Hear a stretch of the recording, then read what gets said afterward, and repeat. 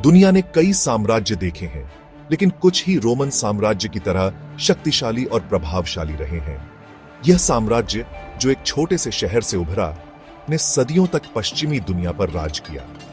इसकी कहानी वीरता, विश्वासघात, महत्वाकांक्षा और पतन की एक गाथा है। इस वीडियो में हम रोमन साम्राज्य के उदय और पतन की यात्रा करेंगे, इसके गौरवशाली दिनों से लेकर इसके अंतिम पतन तक। यह यात्रा 9 अध्यायों में विभाजित है, जो आपको उस समय में वापस ले जाएगा जब रोम दुनिया का केंद्र था। मैं आपका साथी, आपका रहनुमा रहूंगा इस सफर में। तो आइए मिलकर इस साम्राज्य के रहस्यों और इतिहास को उजागर करें। कल्पना कीजिए, एक समय था जब रोम जैसा शहर बस एक सपना था। इटली के हरे भरे मैदानों के बीच एक छोटा सा गांव धीरे धीरे आकार ले रहा था। यहीं से रोम की कहानी शुरू होती है, जहां किंवदंती और इतिहास आपस में मिलते हैं। यह कहानी है रोमुलस और रेमुस की, 2 भाइयों की जिन्हें एक भेड़िए ने पाला था। भाग्य की विडंबना, भाइयों के बीच एक भयंकर संघर्ष हुआ, जिसमें रोमुलस विजयी हुआ। उसने इसी जगह पर रोम शहर की नींव रखी, जो हमेशा के लिए उसके नाम से जाना जाएगा। शुरुआती रोम एक छोटा और साधारण शहर था, लेकिन इसकी नियति में कुछ और ही लिखा था। समय के साथ रोम ने अपनी ताकत और प्रभाव बढ़ाना शुरू कर दिया। यह एक साम्राज्य के निर्माण की शुरुआत थी, एक साम्राज्य जो दुनिया को बदल देगा। रोम सिर्फ एक शहर नहीं था, यह एक विचार था, एक गणराज्य का विचार। यहां राजा नहीं, बल्कि जनता का शासन था। रोमन गणराज्य एक अनोखा प्रयोग था। यहां शक्ति सीनेट के हाथों में थी, जो चुने हुए नागरिकों का एक समूह था। लेकिन यह व्यवस्था भी संघर्षों से अछूती नहीं थी। अमीर और गरीब के बीच, शक्तिशाली और कमजोर के बीच हमेशा तनाव बना रहता था। फिर भी गणराज्य ने सदियों तक रोम को एकजुट रखा और उसे अभूतपूर्व सफलता दिलाई। यह वह दौर था जब रोम ने अपनी सेना का विस्तार किया और अपने पड़ोसी राज्यों को जीतना शुरू कर दिया। रोमन सेना अपनी अनुशासन, रणनीति और अदम्य साहस के लिए मशहूर थी। रोम का गणराज्य एक नई दुनिया का उदय देख रहा था, एक ऐसी दुनिया जिस पर जल्द ही रोम का राज होगा। भूमध्य सागर के नीले पानी में रोम का सामना एक नए और शक्तिशाली दुश्मन से हुआ, कार्थेज। ये एक ऐसी टक्कर थी जो दशकों तक चली और इतिहास के रुख को बदल देगी। प्यूनिक युद्ध, जैसा कि इन्हें जाना जाता है, रोम और कार्थेज के बीच वर्चस्व की लड़ाई थी। दोनों ही शक्तियां अपनी पूरी ताकत से एक दूसरे से भिड़ी। यह युद्ध सिर्फ जमीन पर नहीं, बल्कि समुद्र में भी लड़ा गया। रोम, जो परंपरागत रूप से एक थल सेना थी, ने अपनी नौसेना का निर्माण किया और कार्थेज को पानी में भी चुनौती दी। हनिबल, कार्थेज का एक कुशल सेनापति, रोम के लिए एक बड़ा खतरा बन गया। उसने अपनी सेना को आल्प्स पर्वत के पार ले जाकर रोम पर हमला कर दिया, जो एक अविश्वसनीय सैन्य उपलब्धि। अंततः रोम ने कार्थेज को हरा दिया, लेकिन इस जीत की भारी कीमत चुकानी पड़ी। रोम अब एक महाशक्ति बन चुका था, लेकिन युद्ध ने उसे अंबर से तोड़ दिया। चैप्टर 4, साम्राज्य का विस्तार। कार्थेज की हार के बाद रोम को रोकना मुश्किल था। एक के बाद एक रोमन सेनाओं ने नई नई जमीनों को जीतना शुरू कर दिया। ग्रीस, मिस्र, गौल, आधुनिक फ्रांस, सभी रोमन साम्राज्य का हिस्सा बन गए। रोम अब एक विशाल साम्राज्य था, जिसका विस्तार स्पेन से लेकर सीरिया तक था। इस विस्तार के पीछे कई कारण थे। रोम की सेना अजेय थी, इसकी अर्थव्यवस्था मजबूत थी और इसके नेता महत्वाकांक्षी थे। लेकिन इस विस्तार ने रोम के लिए नई चुनौतियां भी पैदा की। इतने विशाल साम्राज्य को नियंत्रित करना आसान नहीं था। साथ ही रोम की संस्कृति और पहचान भी बदल रही थी। रोम अब सिर्फ एक शहर नहीं था, यह एक साम्राज्य था। 117 AD आते आते इसका क्षेत्रफल 50 लाख वर्ग किलोमीटर हो गया था और इसके नागरिकों को एक नई पहचान की तलाश थी। चैप्टर 5, पैक्स रोमाना, शांति का दौर। लगातार युद्धों और विस्तार के बाद रोम के लिए एक नया युग शुरू हुआ, पैक्स रोमाना, यानी रोमन शांति का दौर। यह 200 वर्षों तक चला और इस दौरान रोम ने अभूतपूर्व शांति और समृद्धि का अनुभव किया। इस दौरान व्यापार फला फूला, कला और साहित्य का विकास हुआ और रोमन कानून और व्यवस्था पूरे साम्राज्य में लागू की गई। रोमन सड़कें, जो साम्राज्य के हर कोने को जोड़ती थीं, व्यापार और संचार का एक महत्वपूर्ण माध्यम बन गईं।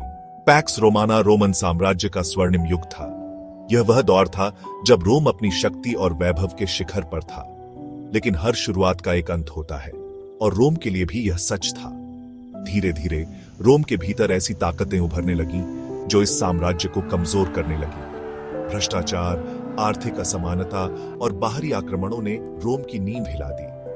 पैक्स रोमाना का अंत निकट था, और इसके साथ ही रोमन साम्राज्य के पतन की शुरुआत हो चुकी थी। चैप्टर 6, पतन की शुरुआत। कोई भी साम्राज्य हमेशा के लिए नहीं रहता। समय के साथ हर शक्तिशाली सत्ता का पतन निश्चित है। रोम भी इस सच्चाई से अछूता नहीं था। 3री शताब्दी ईस्वी तक रोमन साम्राज्य अपने पतन की ओर बढ़ने लगा। आंतरिक कलह, आर्थिक संकट और बर्बर आक्रमणों ने साम्राज्य की नींव हिला दी। सम्राट कमजोर और अयोग्य हो गए थे। भ्रष्टाचार और लालच ने प्रशासन को खोखला कर दिया था। सेना, जो कभी रोम की ताकत हुआ करती थी, अब अविश्वसनीय और बंटी हुई थी। बाहर से जर्मनिक कबीले रोमन सीमाओं पर दबाव बनाने लगे थे। वे रोम की समृद्धि और कमजोरी दोनों से आकर्षित थे। रोम, जो कभी बाहरी आक्रमणकारियों के लिए अजेय था, अब खुद को असुरक्षित पाने लगा था। रोमन साम्राज्य के पतन की कहानी एक धीमी और दर्दनाक प्रक्रिया थी। यह एक चेतावनी है कि कैसे शक्ति, समृद्धि और वैभव अस्थायी है, और कैसे लालच, भ्रष्टाचार और आंतरिक कलह किसी भी सभ्यता को नष्ट कर सकते हैं। रोमन साम्राज्य, जो कभी इतना विशाल और शक्तिशाली था, अब 2 हिस्सों में बंट चुका था, पश्चिमी रोमन साम्राज्य और पूर्वी रोमन साम्राज्य। पश्चिमी साम्राज्य, जिसकी राजधानी रोम थी, गंभीर संकट में था। 476 ईस्वी में एक जर्मनिक सेनापति ओडोसर ने रोम पर कब्जा कर लिया और अंतिम रोमन सम्राट रोमुलस ऑगस्टुलस को पदच्युत कर दिया। इस घटना को पारंपरिक रूप से पश्चिमी रोमन साम्राज्य के पतन के रूप में चिह्नित किया जाता है। रोम का पतन एक युग का अंत था। यह प्राचीन दुनिया का अंत और मध्य युग की शुरुआत थी। लेकिन रोम पूरी तरह से मिट नहीं गया। इसकी विरासत, इसकी संस्कृति, इसके कानून और इसकी भाषा ने पश्चिमी सभ्यता को हमेशा के लिए बदल दिया था। रोम का पतन हमें याद दिलाता है कि कोई भी साम्राज्य, चाहे वह कितना भी शक्तिशाली क्यों न हो, हमेशा के लिए नहीं रहता। यह हमें यह भी सिखाता है कि हमें इतिहास से सीखना चाहिए, ताकि हम अपनी गलतियों को न दोहराएं। रोम भले ही नक्शे से मिट गया हो, लेकिन इसकी विरासत आज भी हमारे साथ है।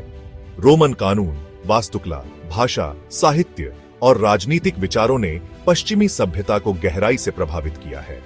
आज भी हम रोमन कानून के सिद्धांतों का पालन करते हैं। हमारे शहरों में रोमन वास्तुकला के नमूने देखने को मिलते हैं। अंग्रेजी और कई अन्य यूरोपीय भाषाओं में लैटिन, रोमन भाषा के शब्द हैं। रोम ने हमें गणराज्य, सीनेट और कानून के शासन जैसे महत्वपूर्ण राजनीतिक विचार दिए हैं। रोमन इतिहास हमें यह भी सिखाता है कि कैसे एक छोटा सा शहर एक विशाल साम्राज्य में बदल सकता है, और कैसे शक्ति, समृद्धि और वैभव अस्थायी है। रोम का अध्ययन हमें अपनी खुद की दुनिया को बेहतर ढंग से समझने में मदद करता है। यह हमें इतिहास की शक्ति और मानव प्रकृति की जटिलता को समझने में मदद करता है। रोमन साम्राज्य का उदय और पतन एक मनोरंजक कहानी है, लेकिन यह सिर्फ एक कहानी नहीं है। यह एक सबक है, एक चेतावनी है और एक प्रेरणा है। यह हमें सिखाता है कि कैसे महान सभ्यताएं भी गिर सकती हैं। यह हमें यह भी सिखाता है कि हमें अपने अतीत से सीखना चाहिए, ताकि हम अपनी गलतियों को न दोहराएं। रोम की कहानी हमें याद दिलाती है कि शक्ति, समृद्धि और वैभव अस्थायी है। यह हमें यह भी याद दिलाती है कि हमें हमेशा न्याय, समानता और मानवता के लिए खड़े रहना चाहिए। तो आइए हम रोम की कहानी से सीखें और एक बेहतर भविष्य का निर्माण करें। एक ऐसा भविष्य जो न्याय, शांति और समृद्धि पर आधारित हो। तो दोस्तों, यह थी रोमन साम्राज्य की कहानी। एक छोटे से शहर से लेकर एक विशाल साम्राज्य तक, और फिर उसके पतन तक की कहानी। हमने देखा कि कैसे रोम ने दुनिया को बदल दिया और कैसे दुनिया ने रोम को बदल दिया। रोम की कहानी हमें बहुत कुछ सिखाती है, शक्ति के बारे में, महत्वाकांक्षा के बारे में, पतन के बारे में और सबसे बढ़कर मानव प्रकृति के बारे में। यह एक ऐसी कहानी है जो आज भी उतनी ही प्रासंगिक है जितनी सदियों पहले थी। मुझे उम्मीद है कि आपको यह वीडियो पसंद आया होगा। अगर आपको यह वीडियो पसंद आया हो तो कृपया इसे लाइक करें, शेयर करें और मेरे चैनल को सब्सक्राइब करें।